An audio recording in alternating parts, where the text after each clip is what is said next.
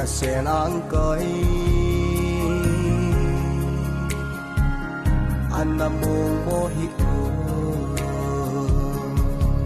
amasan munpinaum kanami pitia jo se ahin ting lai Christian cha te jo se hin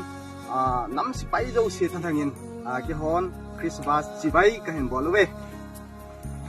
pathenin damna ipirin tu kumna Christmas ahung thung kit ting ahitan di Christmas nong nyau ke boltan munpinau ke bolgam tan ahin la Christmas ong hi ting lai ki hon nam si pai ho ding ahin ding healthy daham ding lang ngai na ji da ngai na nula pa ho bung mi te ngai nan hin ko ki mangji nam spa hin ko hi ji da changai na ngen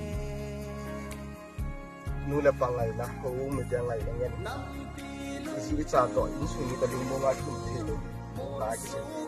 kim khat dingin ki pa la Christmas kim khat dingin help lo la Christmas tu ni ko nam spa dingin jong ji da changai na nula pa ngai na ki jong de ki hon jong tu ku ma he ji da cha nu la pa ko sung ho kung sung ngai the jong lang ki pa la thanu ma he like kem mo na pa kai su ken ka liem di hi ni khat la pa thinin ka gen thina he ki le sa gun tin ni khat la pa thinin ka ji to ka chau to ka nu to ka pau to ho sung ho kung sung to in ki pa thanom ta Christmas e man om sa tho tho de hi ti hi ka kin ya naw hi te hin ko hi nam spa hin ko au min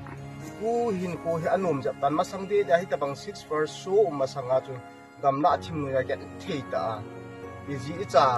ngai ko ma gamla Christmas la tha ko bung mi tena Christmas la an tha ting de isu gamla ko na ki ngai ja hen ta Christmas ka ba na at kai to ko kha na iga thai lu na iga jaw long na nit nga min som ki jaw man lo ki thai to pai si ai la tu hin phan hung chi hung nom ja tan ang government was first so in the TM in